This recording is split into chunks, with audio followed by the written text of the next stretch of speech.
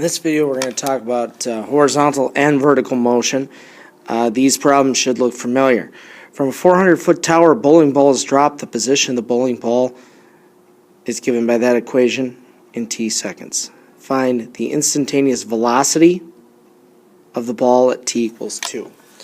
Well, velocity, of course, is the derivative of position. So we can just do the derivative s prime of t, which is negative 32t. So we just do s prime of 2.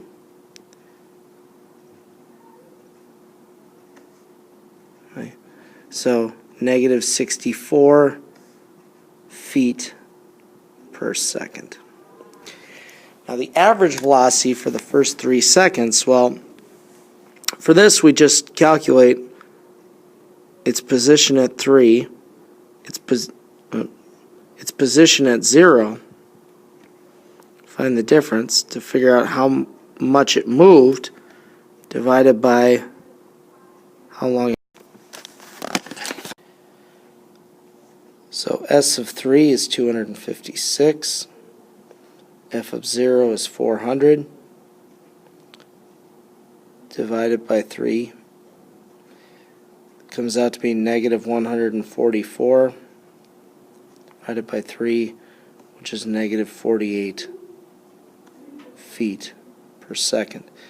Now the negatives in both of these first two answers, of course, reflect the fact that the ball is falling, and that's why the velocity is negative. Next, when during the first 3 seconds the instantaneous velocity is equal to the average velocity. Now this, without saying it, this is asking when we satisfy the mean value theorem. Okay, because of course that's the whole idea behind the mean value theorem. That is, for a function that's continuous and differentiable, somewhere the instantaneous is equal to the average. Well, of course, a position function where you're just tracking a ball's distance as it's thrown off a building would be continuous and differentiable. So I'm going to set my derivative equal to the average rate of change, which I calculated before was negative 48, and solve for t. T comes out to be 1.5. So it's at the 1.5 second mark that the ball is traveling exactly negative 48 or falling 48 feet per second. So that's the spot where the instantaneous is equal to the average. Now the acceleration at 3 seconds, well, acceleration, remember, is the second derivative of position. So in our case that's negative 32. So s double prime of 3 will just be negative 32 feet per second squared. Finally, when does the ball hit the ground? Well, now we have to go back to our position function because we want to know when its position is 0. So I'm going to set negative 16t squared plus 400 equal to 0. Subtract 400 to the other side. So I'll have negative 16t squared equals negative 400. Divide both sides by negative 16. So I have t squared equals 25. So square root both sides, we'll find out that t is equal to 5 seconds. Of course, you know, the algebraic manipulation here says that, well, t could be plus or minus 5, but recall that we're only talking about t greater than or equal to 0. In this case, we're talking about moving along a line. Okay, so it says Mr. Danielson begins moving along a straight line with a position function of s of t equals t cubed minus 6t squared plus 9t minus 1. When is Mr. Danielson moving? Left, change directions. Now, I'm going to start by just kind of analyzing velocity. I'll go back up there and answer those questions. But let me just start by talking velocity. Velocity, remember, is the derivative of position. So in our case, that's 3t squared minus 12t plus 9. Do some factoring here. I could take a 3 out of everything. Be left with t squared minus 4t plus 3, which I could factor to be 3 times t minus 3 times t minus 1. Okay, so this is my kind of key velocity function. And it turns out we've got some critical points here of 1 and 3. So if I put that on a number line, let me just quickly do that right here. We've got 1, 3. If I do a little sign analysis, if I plug in a number less than 1, I get a negative times a negative, which is positive. If I plug in a number between 1 and 3, maybe 2, I get a negative times a positive, which is negative. And if I plug in a number bigger than 3, I get a positive times a positive is a positive. Now moving left is usually considered moving backwards. Okay, so we could even maybe make a little note here that you're moving back. You're moving to the left. That happens whenever velocity is negative. You're moving backwards when velocity is negative. So that happens between 1 and 3 seconds. Okay.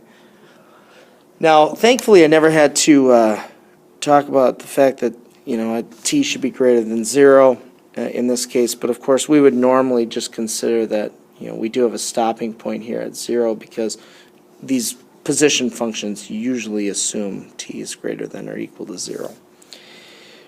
Next, when does Mr. Danielson change directions? Well, we have a velocity function that tells me that I was moving forward from 0 to 1, then backward from 1 to 3, then forward again from 3 on. So I change directions at t equals 1 and t equals 3 seconds. And again, if you were asked to justify that, you'd say, well, that's where velocity changed signs. Now finally, where is Mr. Danielson speeding up? Well, speeding up, we talked about in class, it's when the velocity graph is moving away from 0.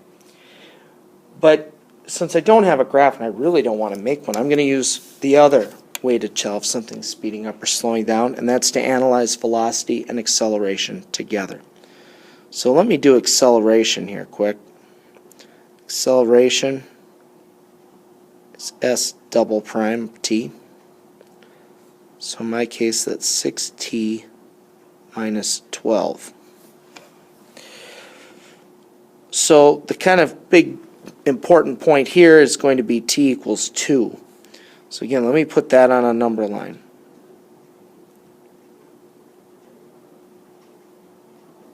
Okay. If I put in a number to my second derivative less than 2, I get a negative. If I plug in a number larger than 2, I get a positive. Now, something is speeding up. Okay, I didn't ask to justify, but I'm going to make this note up here. When both velocity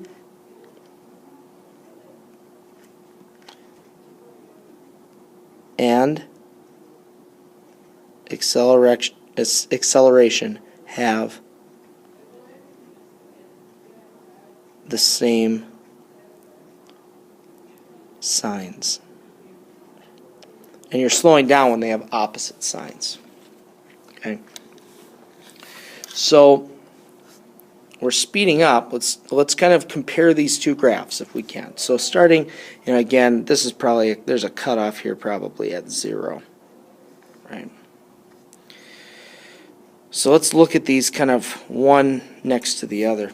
From 0 to 1, velocity is positive, or from 0 to 1, acceleration is negative. so they have opposite signs. I'm slowing down. From 1 to 3, velocity is negative. Well, from 1 to 2, acceleration is negative. So since they're both negative there, we are speeding up.